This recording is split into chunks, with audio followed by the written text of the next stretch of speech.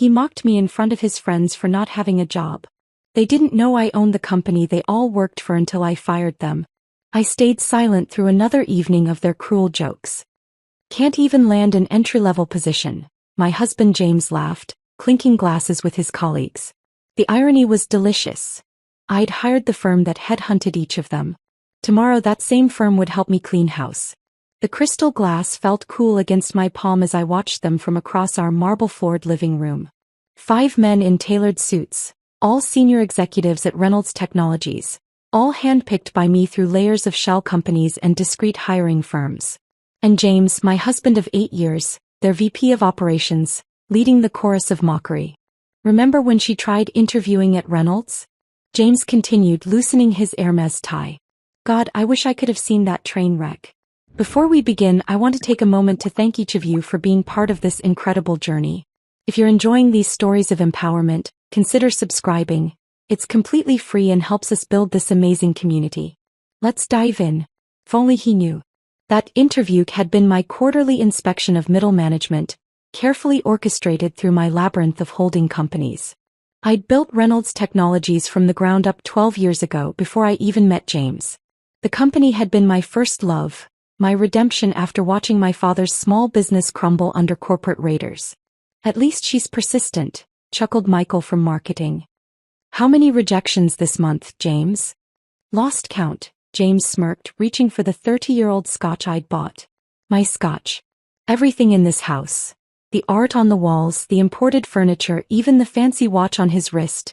All paid for by the company he thought had rejected me. I took another sip of water, maintaining my practiced mask of quiet humiliation. The same mask I'd worn when I first met James at a charity gala. Back then I'd already learned the hard way that success attracted parasites. 3 failed relationships with men who saw me as their ticket to luxury had taught me caution. So when I met James, I decided to experiment. I presented myself as a struggling freelance consultant, driving a modest car and living in a small apartment. James had seemed different at first. Supportive even. You'll find your place, he'd said in those early days. Just keep trying. But as soon as we married and he moved into what he thought was our house, the mask began to slip. Success changed him, or rather revealed him. Hey honey, James called out now, his voice dripping with false sympathy. Maybe you should try the coffee shop down the street? I heard they're hiring baristas. More laughter. I forced a weak smile, playing my role perfectly. Inside, I was reviewing the documentation my private investigators had compiled over the past year. The unofficial meetings with competitors. The inflated expense reports. The small but steady leaks of company information that always seemed to benefit James's personal stock portfolio. I think I'll head upstairs, I said softly, playing the part of the defeated wife. Big day tomorrow, another interview. Don't wait up, sweetie, James called after me. We're celebrating Peterson's promotion. Might be a late one. Peterson, my latest plant in senior management. Tomorrow he would be the one documenting their alcohol-loose conversations, adding to the evidence we'd been gathering. In my private study, locked away from their drunken voices, I settled behind my desk. The hidden wall panel slid open silently, revealing my secure workspace. 3 monitors sprang to life, displaying Reynolds Technologies' real-time operations across the globe. A small empire, built through years of careful strategy and ironclad NDAs. My phone buzzed. A message from Sarah, my most trusted executive and one of the few who knew my true identity. Final documentation in place. Board members briefed. Tomorrow's meeting confirmed. I smiled, thinking of the carefully orchestrated revelation to come. The board had always known me as Alexandra Chin, the reclusive founder who communicated through encrypted video calls. Tomorrow they would meet their CEO in person for the first time, not as the mysterious figure behind the screen, but as James's unemployable wife. My fingers traced the edge of the termination papers on my desk. Not just for James but for every member of his little drinking club. Each document backed by months of evidence, reviewed by our legal team ironclad. The sound of breaking glass echoed from downstairs, followed by raucous laughter. Time was when such careless disrespect for my home would have angered me. Now it just added another piece to the documentation. Inappropriate use of company property for personal entertainment. I closed my eyes, letting the familiar hum of computers wash over me. Tomorrow would change everything. But tonight, I savored the calm before the storm, remembering my father's words. Success isn't about who has the biggest voice in the room, it's about who has the wisdom to wait, watch, and pick the perfect moment to act. The perfect moment had finally arrived. I heard James and his friends stumbling out to their waiting cars, their drivers, my employees, discreetly documenting their intoxicated state with dashboard cameras. More evidence for their files. I changed into my night clothes, the same modest pajamas I'd worn for years as part of my facade. One last night of pretense. Tomorrow I would wake up as James's underestimated wife. But by sunset I would be revealed as Alexandra Chin, CEO of Reynolds Technologies, and the architect of their downfall. Through the bedroom window I watched their cars disappear into the night. In 12 hours they would arrive at their offices, nursing hangovers, completely unaware that their world was about to implode. The thought brought a small smile to my face as I drifted off to sleep, dreaming of tomorrow's sweet revelation. Morning arrived with the precision of a well-orchestrated plan. I woke before James, watching him struggle with his hangover as he rushed to prepare for what he thought would be a normal day at the office. Little did he know I had arrived at Reynolds Technologies long before him. At 6:30 a.m., I entered through the service entrance, dressed in an intentionally unremarkable navy suit from a department store, a far cry from my usual designer wardrobe. Sarah met me in the basement security office, away from prying eyes. "Everything's in place," she murmured, handing me a visitor's badge.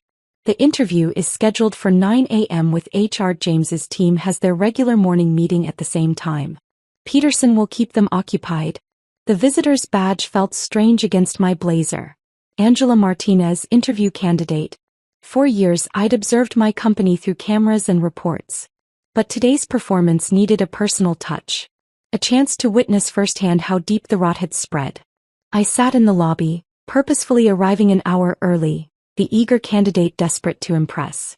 The security guard barely glanced at me, too busy greeting the stream of executives arriving for their day of reckoning. I watched James stride through the lobby at 8:45, not even noticing me behind my prop reading material, the company's own annual report. "Ms. Martinez?" The HR representative, Thomas, appeared right on schedule. I recognized him from his hiring file, competent, but too eager to please the executive team. "Please follow me."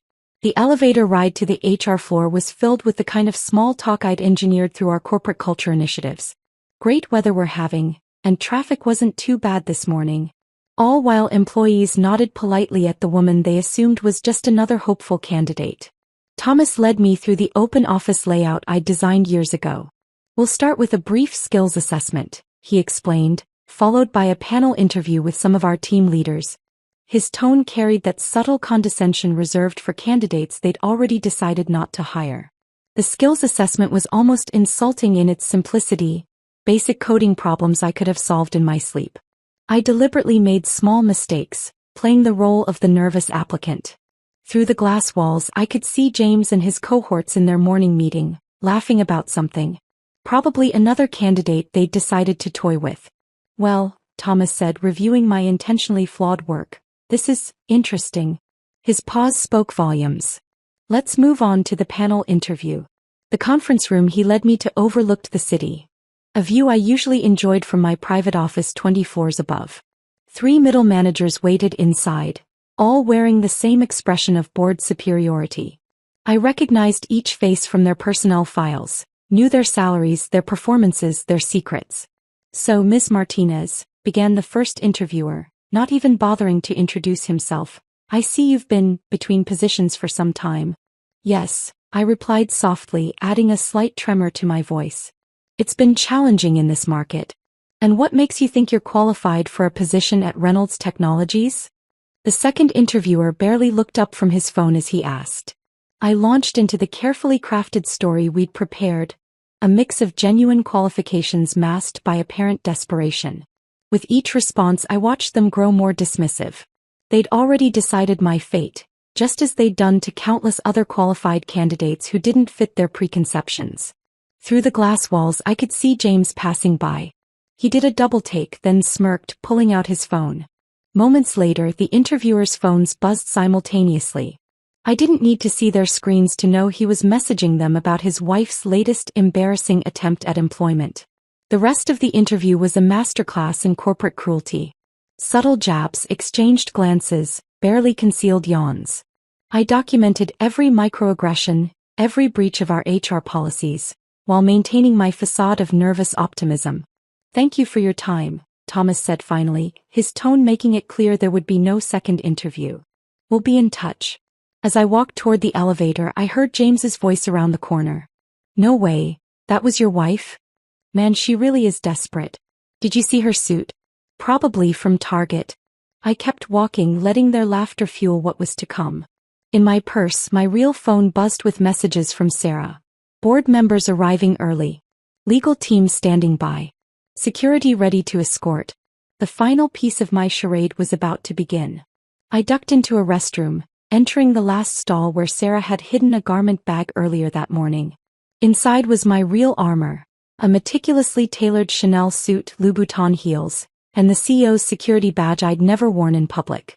As I transformed from Angela Martinez, failed job candidate, to Alexandra Chen, CEO of Reynolds Technologies, their mocking laughter still echoed in my mind. In 30 minutes I would walk into the boardroom not as a supplicant, but as their ultimate superior. I checked my reflection one last time, adjusting the pearl necklace that had been my mother's. "Success is silent," she used to say, "until the perfect moment to roar." That moment was finally here. I stepped out of the restroom as Alexandra Chen for the first time in my own building, watching employees' eyes widen as they struggled to reconcile the confident executive before them with the nervous interviewee from moments ago. Let them stare. The real show was about to begin. The click of my Louboutins against the marble floor announced each step toward the executive floor. Employees scrambled to clear my path, their confusion palpable as they tried to place my familiar yet transformed face. The whispers started immediately, word of the mysterious CEO's presence spreading like wildfire through the building's messaging systems. I took the private elevator, the one James had always wondered about, installed for the Phantom CEO's exclusive use. As I ascended, Sarah's text confirmed everything was in place. Board members seated. James and team still in their morning briefing. Security standing by. The elevator opened directly into the boardroom's antechamber. Through the frosted glass, I could see the silhouettes of our board members, all aware of what was about to unfold. But first I had a different meeting to attend. I turned left, heading toward the executive conference room where James and his inner circle were celebrating their latest victories. Standing in the shadows of the hallway, I could hear their voices clearly through the door left carelessly ajar. "You should have seen her face during the interview," James was saying, his voice carrying that smug tone I'd grown to despise. "My own wife thinking she could actually land a position here. I mean, what's next? Trying to become CEO?" Raucous laughter followed. "Classic case of delusions of grandeur," Michael from marketing added. "Remember when she tried giving us advice about the Thompson account at your birthday party?" "Oh God, that was priceless," another voice chimed in. "Telling us how we should restructure our client approach. Like she has any idea how this business works." The irony was exquisite. The Thompson account had been my strategy, carefully fed through intermediaries. It had saved the company millions and earned us 3 additional major clients. Should we tell her she failed the interview or let HR do the dirty work? James asked, triggering another round of laughter. It was time. I stepped into the doorway, my presence casting a shadow across their morning coffees. The laughter died instantly. "Actually," I said, my voice carrying the authority of 12 years of leadership, "I think I'll deliver that news myself." The shock on their faces was everything I'd imagined and more.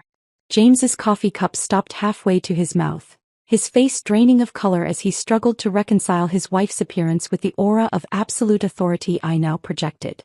What are you doing here?" he stammered. "And dressed like the CEO of Reynolds Technologies?" I finished for him, stepping fully into the room. "Exactly like that, as a matter of fact." Michael started to laugh, then stopped abruptly when no one joined him. Peterson, my planted executive, was already gathering his things, a knowing smirk playing at the corners of his mouth. "This is a restricted floor," James tried, attempting to regain some control. "Security will be here any minute." "They're already here," I replied calmly as two security officers appeared behind me. Though not for the reason you think. I pulled out my phone, sending a single text. Immediately, every screen in the conference room lit up with a single document. The company's original incorporation papers, bearing my signature and photo. Alexandra Chin, I announced, watching their faces contort as the realization hit them. Founder and CEO of Reynolds Technologies. Or as you know me, James's unemployable wife. The silence was deafening. James's face had progressed from white to green, his eyes darting between my face and the documents displaying his wife of 8 years as the owner of everything he'd bragged about building. "This is impossible," he whispered. "You're just what, James? Just your wife? Just someone who couldn't even land an entry-level position?" I moved to the head of the table, my table, and sat down. "Tell me, how does it feel to realize you've been mocking your own boss for years?" Michael stood up suddenly, his chair screeching against the floor. "I should go." "Sit down," I commanded, my voice cutting through his panic. "None of you are going anywhere just yet." I pressed another button on my phone.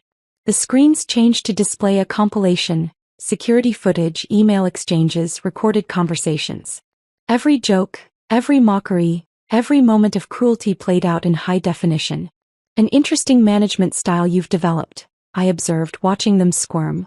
"Creating a culture of bullying, discrimination, and harassment. Did you really think I wouldn't notice? That I wouldn't care how you treated people you thought were beneath you?" "Alex, honey," James tried, his voice taking on the placating tone he used when trying to talk his way out of trouble. "We can explain." "Oh, I think you've explained enough," I cut him off. "In fact, you've been explaining for years. Every dinner party, every social gathering, every company event. You've made your character crystal clear." I stood up, smoothing my skirt. "The board is waiting next door to formalize what you've already accomplished yourselves, your immediate termination for cause. All of you." I looked each man in the eye, saving James for last. "Though I suppose I should thank you. You've made this decision remarkably easy." "You can't do this," James protested weakly. "I'm your husband." "Actually," I smiled, removing my wedding ring and placing it on the table, "as of this morning I'm just your CFO. And you're fired." The security officers stepped forward as I turned to leave. Behind me I could hear the beginnings of protests, of threats, of desperate bargaining. But I was already walking away, heading toward the boardroom where the real work of cleaning house would begin. After all, I had a company to run. The board meeting was swift and decisive. 12 pairs of eyes watched as I signed the official termination documents, their expressions a mixture of admiration and shock at finally meeting their elusive CEO in person. But the real work was just beginning. As security escorted James and his cohorts from the building, I retreated to my private office, the mysterious top-floor suite that had spawned so many rumors over the years. Sarah followed, tablet in hand, ready to execute the next phase of our plan. "Their access has been revoked," she reported, swiping through security protocols. "IT is freezing their accounts and backing up all data. Legal has already sent cease and desist orders to prevent any retaliation attempts." I stood at the floor-to-ceiling windows, watching James and his friends being escorted to their cars below. Even from 20 stories up, I could read the shock in their body language, the disbelief in their stumbling steps. "What about the house?" I asked, thinking of the home James thought he'd helped pay for. "The security team is already there, changing the locks. Your personal items have been moved to the penthouse as planned. As for James's things," Sarah paused, allowing herself a small smile. "They'll be delivered to his mother's house by this evening." I nodded, remembering all the times James had bragged to his mother about supporting me through my career struggles. The irony would not be lost on her. "And the divorce papers?" "Being filed as we speak. The prenup you had him sign is ironclad. He thought he was protecting his assets, never realizing he was signing away any claim to yours." A notification popped up on my private screen. James was already trying to damage control, posting on professional networks about strategic differences with Reynolds Technologies management. I watched as Sarah's team swiftly countered with the truth. A carefully worded press release about the company's zero-tolerance policy for workplace harassment and discrimination. "His LinkedIn profile still lists him as VP of Operations," I noted. Sarah's fingers flew across her tablet. "Not anymore." I sat down at my desk. my real desk, not the hidden one in my study at home, and began reviewing the contingency plans we'd prepared. James and his friends weren't stupid. Wounded pride would soon give way to anger and potential retaliation. Their non-competes? Already activated. They won't be working in this industry for at least 3 years. We've also notified all major competitors about the circumstances of their termination. No reputable company will touch them. I pulled up the security footage from their exit interviews. James still in denial, threatening to expose me. Michael breaking down in tears when he realized his stock options were worthless. The others alternating between begging and threats. Their projects. Peterson has already assembled transition teams. No critical operations will be affected. Sarah paused. Though I suggest we audit everything they've touched in the last year. Make it 3 years, I corrected, remembering snippets of drunken conversations about creative accounting. And flag any clients they've had personal contact with. My phone buzzed, James using his personal number. I declined the call, watching as it joined the growing list of blocked numbers. His friends had been trying too, probably hoping to negotiate some kind of settlement. Should we issue a company-wide statement? Sarah asked. I considered the ripple effects moving through the building. By now, everyone would know that their mysterious O was James's supposedly unemployable wife. The story would be spreading through every department, growing more dramatic with each retelling. Schedule an all-hands meeting for tomorrow morning, I decided. It's time they met their real CO, not the caricature James created. A subtle alert flashed on my screen. James had arrived at his mother's house. The security feed showed him standing among boxes of his belongings, his mother's expression moving from confusion to horror as he explained the morning's events. His company car? GPS shows it's still in our parking lot. Security is waiting to retrieve it. I nodded, turning to the stack of documents requiring immediate attention. Organizational charts needed updating, responsibilities needed reassigning, and damage control needed to begin with our major clients. One more thing, Sarah added, her tone softening slightly. The charity gala next month. The one where you met James. Cancel my RSVP, I interrupted. But double the company's donation. Anonymously. The afternoon passed in a blur of meetings, decisions, and strategic planning. I watched through various security feeds as James's office was packed up, his personal items cataloged and shipped out. His parking space, the one he'd bragged about to everyone, was already reassigned. By evening, as the sun set over the city skyline, Sarah brought me one final report. They're all serving their garden leave at home. Security is monitoring their communications. No unusual activities yet, but they're in shock, I finished. Give them a day. Then the real reactions will begin. I leaned back in my chair, finally allowing myself to feel the weight of the day. In less than 12 hours, I'd shed a false identity, ended a marriage, fired 5 executives, and stepped into the public eye as CEO. Was it worth it? Sarah asked quietly, breaking protocol for a moment of honesty. I thought about years of subtle humiliation, of watching James and his friends crush other people's dreams for sport, of witnessing their casual cruelty to everyone they deemed beneath them. Ask me again in a week, I replied, turning back to my monitors. There was still work to be done, a company to run, and a reputation to rebuild. After all, revenge wasn't just about one dramatic moment. It was about ensuring they never recovered enough to hurt anyone else again. The next morning arrived with a flurry of activity. The all-hands meeting was scheduled for 10 a.m., but I arrived at the office at dawn. There was strategic maneuvering to be done before addressing the troops. We've got movement, Sarah reported, striding into my office with her ever-present tablet. James tried to contact the Thompson account at 3 a.m. Fortunately, we had already locked down all client communications. I pulled up the monitoring dashboard on my screen. In the 12 hours since their termination, each of the fired executives had made predictable moves. Michael had tried to download client lists before his access was revoked. Peterson, my planted executive, had documented every attempt. Their severance packages? I asked, though I already knew the answer. Voided due to documented misconduct. Legal has compiled a thorough brief. Sarah's fingers flew across her tablet. James tried to access his investment accounts at midnight. He seemed surprised to learn that his stock options were worthless. I smiled, remembering all the times he'd bragged about his company shares at dinner parties. He'd never bothered to read the fine print about misconduct clauses. What about the others? 2 have already reached out to competitors. We've documented the attempts, clear violations of their non-compete agreements. Sarah paused. And James's mother has been quite vocal on social media about her daughter-in-law's betrayal. I pulled up the social media monitoring feed. The story was spreading, but not in the way James had probably hoped. Former employees were coming forward with their own stories of harassment and discrimination. Each post reinforced our narrative of necessary corporate housecleaning. Time for the next move, I announced, pulling up a carefully prepared email. With one click, I sent invitations to one-on-one meetings with every employee who had reported to James and his inner circle. That's going to cause some anxiety, Sarah observed. Good. I want them off balance. I stood, smoothing my skirt. Have security do another sweep of James's office. Check for any hidden documents or devices. The morning unfolded like a well-played chess game.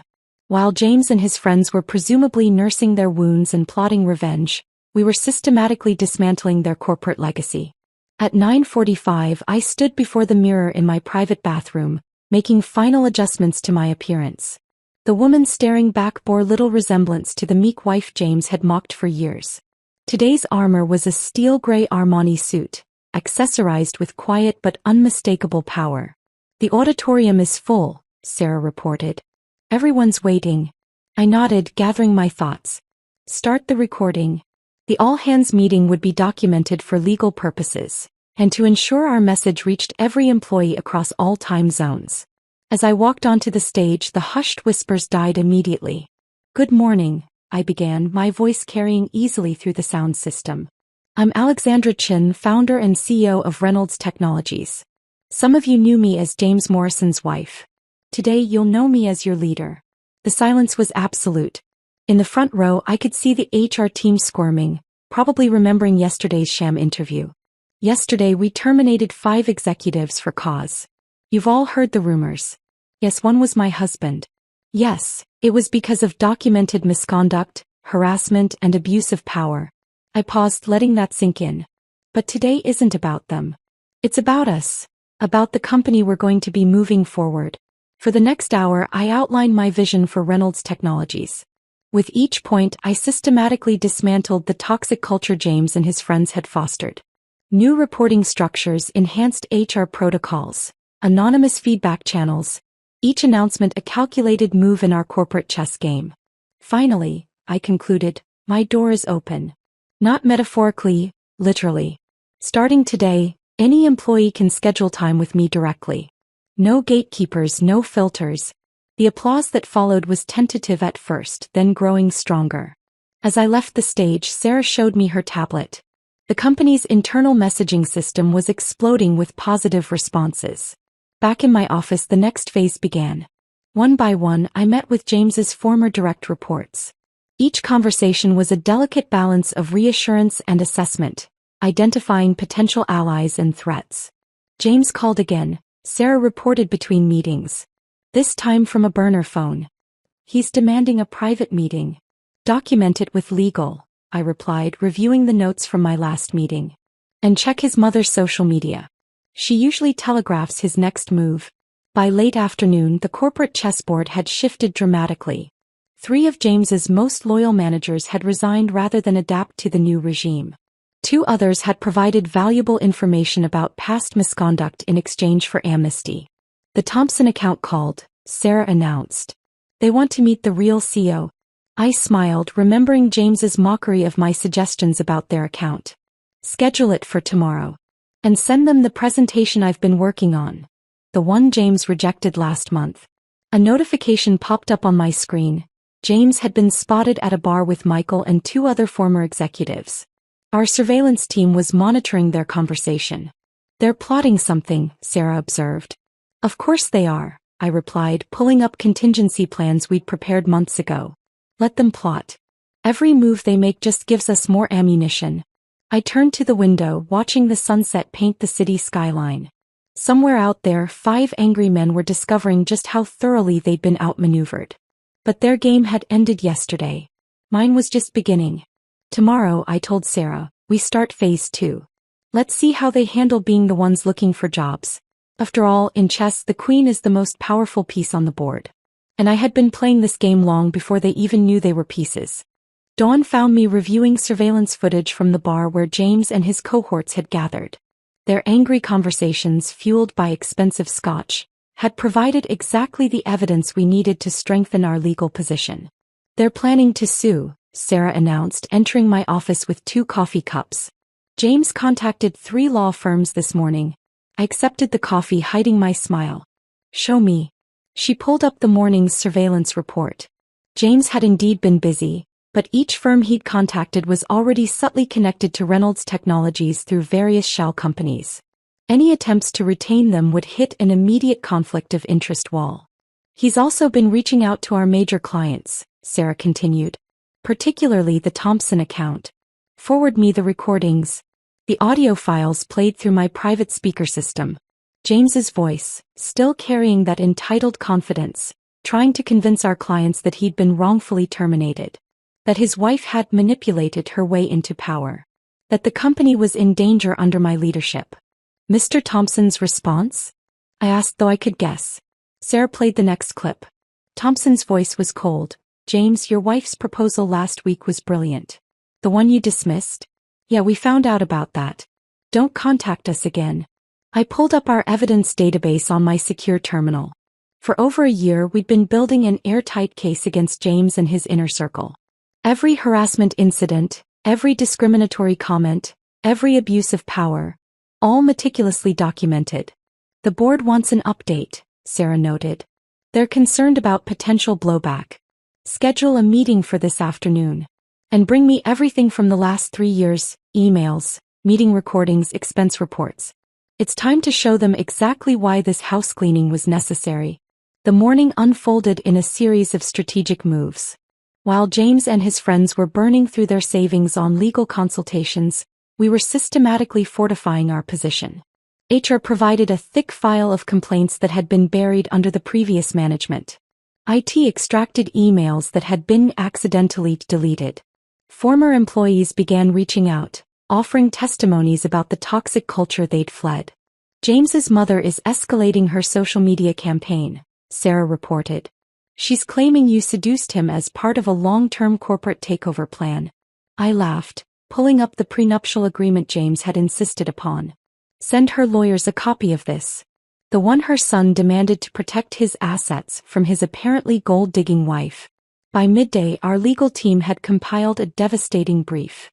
Every instance of James bragging about manipulating stock options, every recorded conversation about sidelining qualified female candidates, every documented abuse of company resources, all presented in damning detail. The surveillance team picked up something interesting, Sarah said, rushing into my office after lunch. They met with someone from our competitor Atlas Tech last night. I pulled up the footage. Through the high-end microphones we'd planted, James could be heard offering to reveal company secrets in exchange for executive positions for himself and his friends. Send copies to their lawyers, I instructed. And to Atlas Tech's board. Let's see how quickly they distance themselves. The afternoon board meeting was a masterclass in corporate strategy. One by one, I presented evidence of why each terminated executive had to go. The board's concerns melted away as they realized the extent of the corruption we'd excised. There's more, I announced, pulling up financial records. We've traced irregular payments through their expense accounts. The SEC would be very interested in some of these transactions. James is on his way up, Sarah interrupted, checking her tablet. He somehow convinced the lobby security to let him in. I smiled, pulling up the lobby camera feed. No, I convinced security to let him in. Watch. On the screen, James stormed through the lobby, his expensive suit wrinkled, his face flushed with anger and alcohol. He was clutching a folder that undoubtedly contained what he thought was damaging information. Should I have security stop him? Sarah asked. Not yet. Let's see what he thinks he has. Minutes later, James burst into the boardroom, his triumphant expression faltering as he saw me calmly seated at the head of the table. I have proof, he announced, waving his folder. Proof that she orchestrated this whole thing. You mean proof that I founded this company? Built it from nothing? Ran it successfully while you took credit for my strategies. I stood slowly. Or proof that I documented your misconduct for years while you mocked my supposed unemployment? The board members watched silently as James's confidence crumbled. You trapped me, he stammered. No, James. You trapped yourself. Every time you belittled a candidate, every time you pushed aside a qualified woman, every time you laughed about your unemployed wife. You built this case against yourself. I nodded to Sarah, who pulled up our complete evidence file on the room's screens.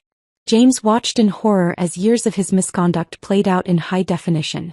Your choices, I continued calmly, are simple. Leave now, respect the non-compete agreement and keep whatever dignity you have left. Or fight, and watch as every detail of your behavior becomes public record. You can't. He began. Security, I interrupted, pressing a button on my desk. Please escort Mr. Morrison out. And this time revoke his lobby access. As security led him away, I turned back to the board. Now about those irregular financial transactions. The rest of the afternoon was spent strengthening our legal position. Every piece of evidence was catalogued, every testimony recorded, every document notarized. By evening, we had built a case so solid that no law firm would touch James's claims with a 10-foot pole. They're meeting again tonight, Sarah reported as darkness fell. Same bar. Good, I replied, reviewing the latest surveillance request. Let's hear what other evidence they're willing to give us. After all, the best case is built by letting your opponents think they're winning. Right until the moment they lose everything. The bar surveillance proved more valuable than we could have hoped.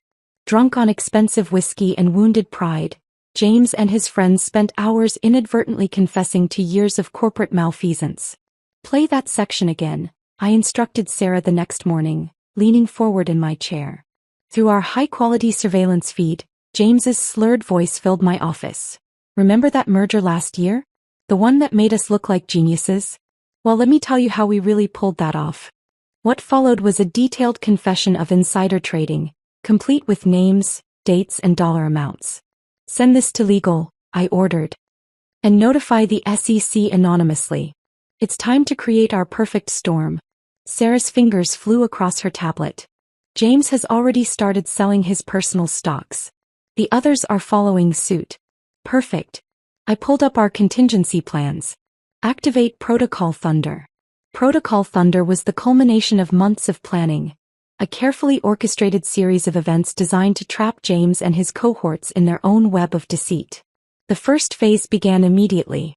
Leak the merger investigation to the financial press, I instructed.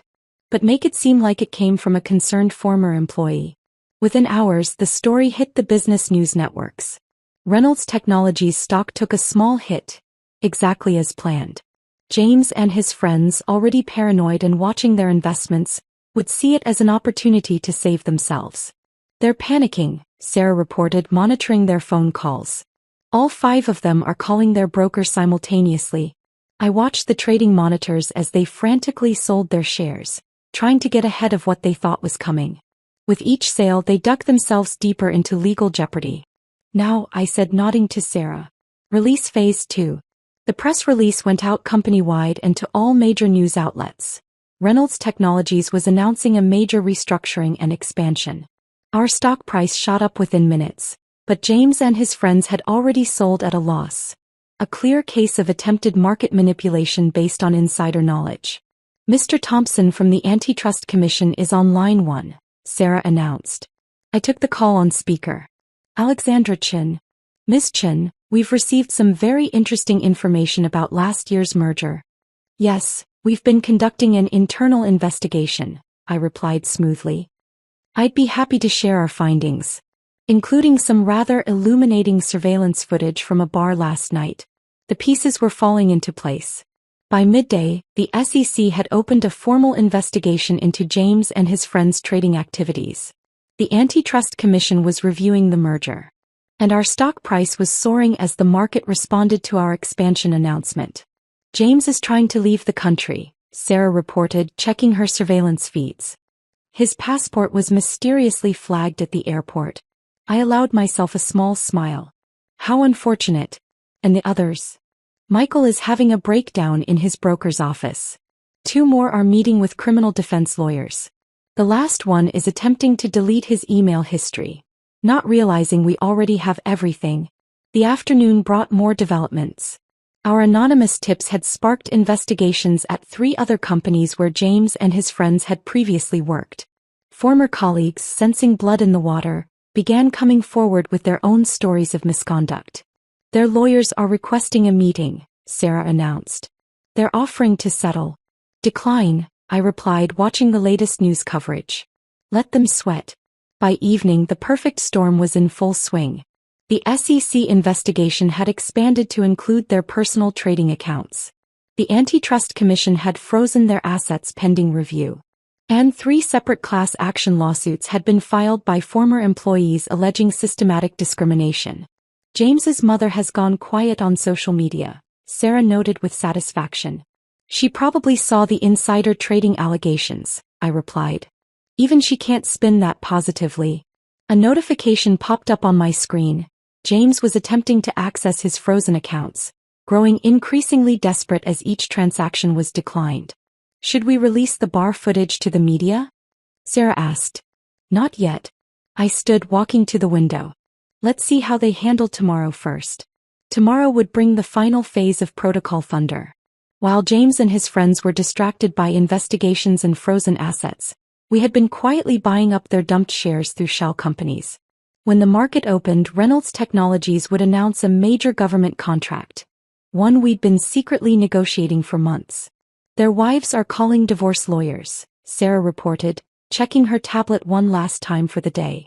Apparently, they're not happy about potentially losing everything due to their husband's fraud. I thought about the prenup James had insisted upon, thinking he was protecting himself from a gold-digging wife. How ironic that it would now protect my assets from his legal troubles. Send them all meeting invitations for tomorrow morning, I instructed. 9 a.m. sharp. They won't come, Sarah predicted. Oh, they will. I turned from the window, my reflection hard and clear in the darkening glass. Because right now, I'm their only hope of survival. As night fell over the city, I reviewed tomorrow's script one final time. In less than 12 hours, James and his friends would sit in my office, broken and desperate as I presented them with their options. The choice between total destruction and merely complete humiliation. Their security badges are ready, Sarah said, placing 5 visitor passes on my desk. I picked one up, running my thumb over James's photo. Tomorrow then. After all, the perfect storm wasn't just about destruction. It was about forcing your enemies to acknowledge the lightning before the thunder struck. 9 a.m. arrived with the precision of a well-orchestrated symphony. One by one, James and his former colleagues shuffled into my office, shadows of their former arrogant selves. Their expensive suits were wrinkled, their faces haggard from sleepless nights and mounting pressure. Gentlemen, I greeted them, seated behind my desk. I believe you've all had an interesting week. James couldn't meet my eyes. Michael was visibly trembling. The others stared at their visitor badges as if they couldn't quite believe how far they'd fallen. The board is waiting, I announced, standing. Shall we? They followed me like condemned men to the executive boardroom. Through the glass walls, they could see the full board of directors seated around the massive table, along with our legal team and several SEC representatives. Before we begin, I said, pausing at the door, I want you to understand something. What happens in the next hour will determine not just your professional futures, but your personal freedom. The boardroom fell silent as we entered. Sarah stood at the presentation screen ready to begin. The SEC representatives had their notebooks open, pens poised. Members of the board, distinguished guests, I began, taking my place at the head of the table. We're here today to address several serious matters concerning corporate governance, financial misconduct, and systematic abuse of power. With a nod to Sarah, the presentation began. On the screen, evidence of their misdeeds played out in devastating detail. Trading records, surveillance footage, email chains, recorded conversations, a complete catalog of their destruction. As you can see, I continued as James sank lower in his chair, the pattern of misconduct extends far beyond simple workplace harassment. We're looking at securities fraud, insider trading, and criminal conspiracy. The SEC representatives were taking rapid notes. The board members' faces had turned to stone. Michael looked ready to faint. However, I paused, letting the tension build. Reynolds Technologies is prepared to offer a limited amnesty agreement. One time, one offer, no negotiations. That got their attention. 5 heads snapped up, hope warring with suspicion in their eyes. Sarah distributed thick document folders to each of them. The terms are simple, I explained. Full cooperation with all investigations.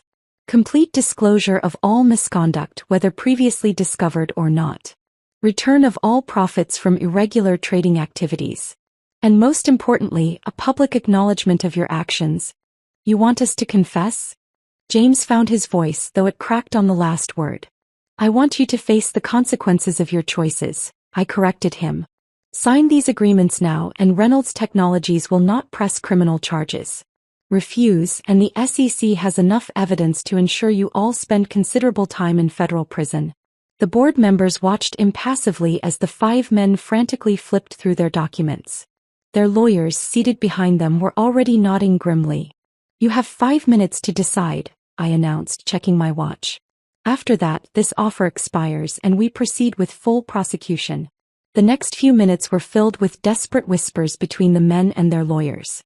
I could see the exact moment each one broke, their signatures appearing on the documents one by one. James was last, his hand trembling as he scrawled his name. Our eyes met as he pushed the folder across the table. In his, I saw the final death of his arrogance, the complete understanding of how thoroughly he'd been outplayed. Excellent, I said, collecting the signed documents. Sarah will now escort you to individual conference rooms where you'll begin your depositions with the SEC representatives. As they were led away, I turned to the board. And now, let's discuss the future of Reynolds Technologies. The next hour was spent outlining our path forward. New corporate governance structures, enhanced compliance protocols, and a complete restructuring of the executive team. The board, having witnessed the precision with which I'd handled the crisis, approved every proposal unanimously. One last thing, I added as the meeting drew to a close. I wanted on record that every employee affected by the previous management's discrimination will be reviewed for reinstatement or compensation. The board's approval was immediate.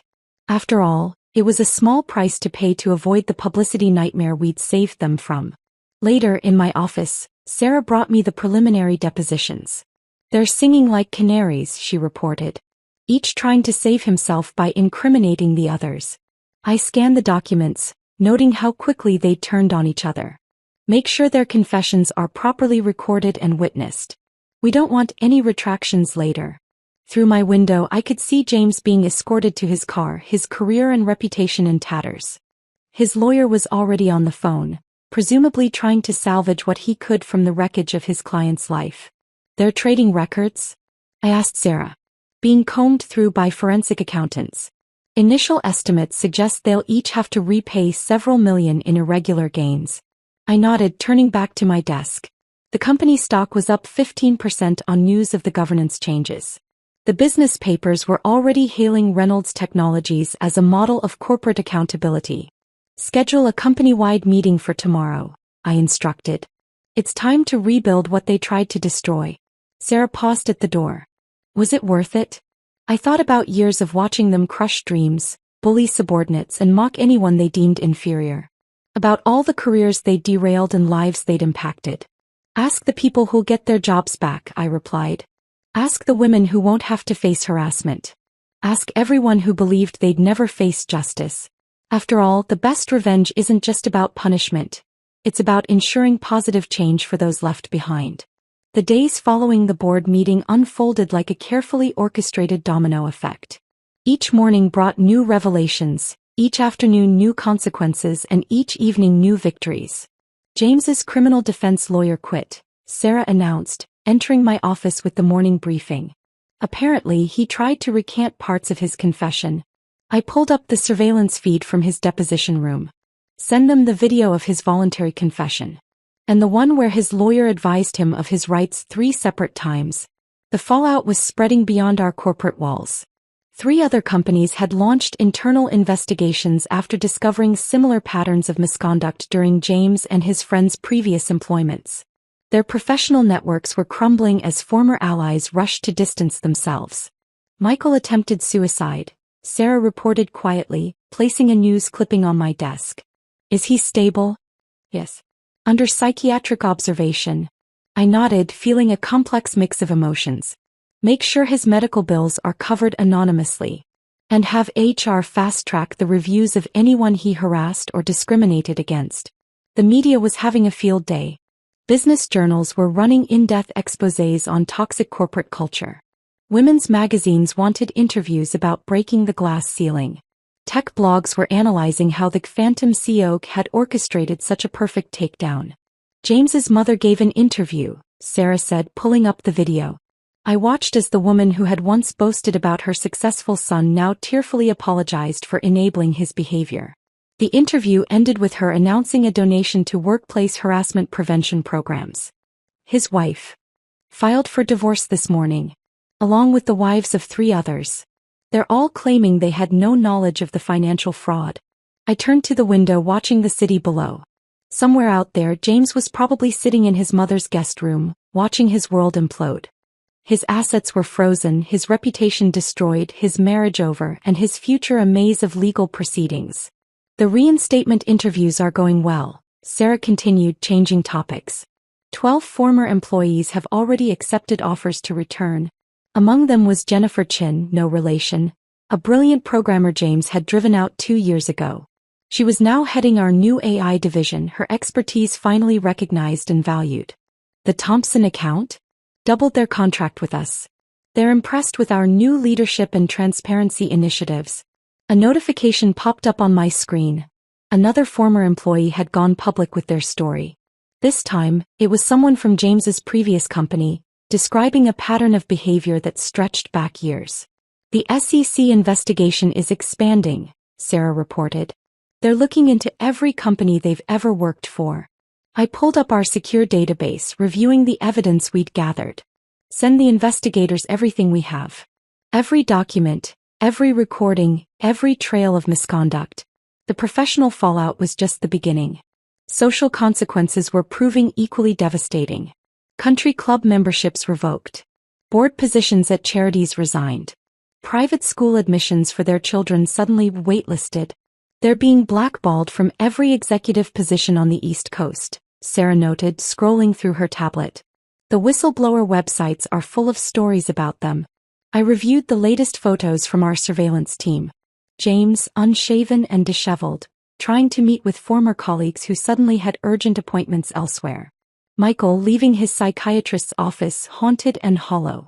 The others each dealing with their downfall in their own desperate ways. Peterson sent his final report, Sarah added.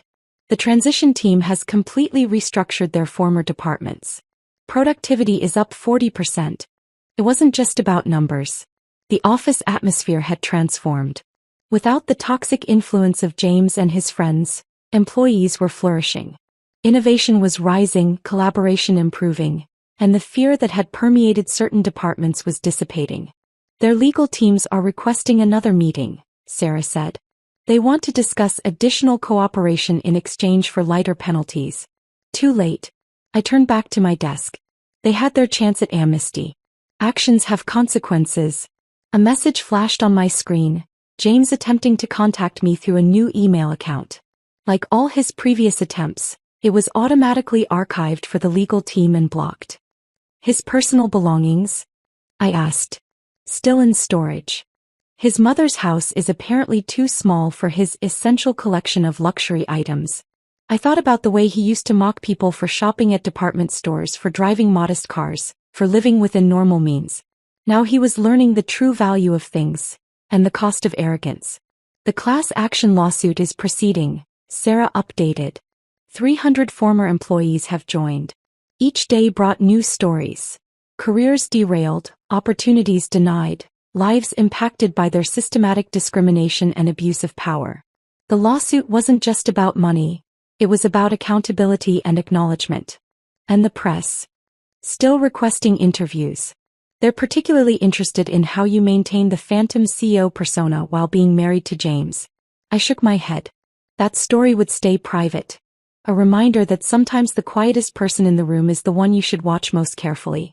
Schedule the follow-up board meeting for next week, I instructed. It's time to implement phase 2 of our corporate restructuring. As Sarah left, I reviewed the latest surveillance photos one last time. 5 men once so powerful and arrogant, now reduced to shadows of their former selves.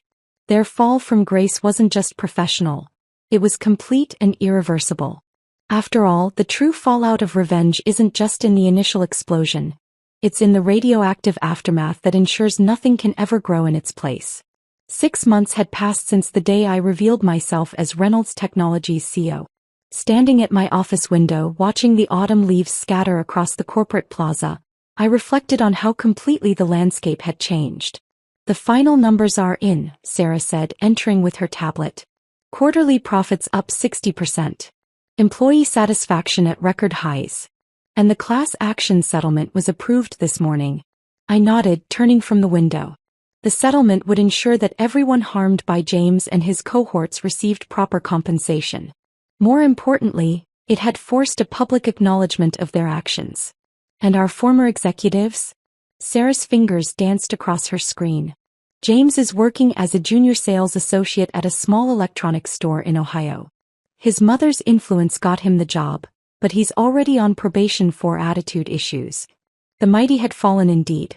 The man who once mocked others' careers was now struggling to meet basic sales quotas. Michael?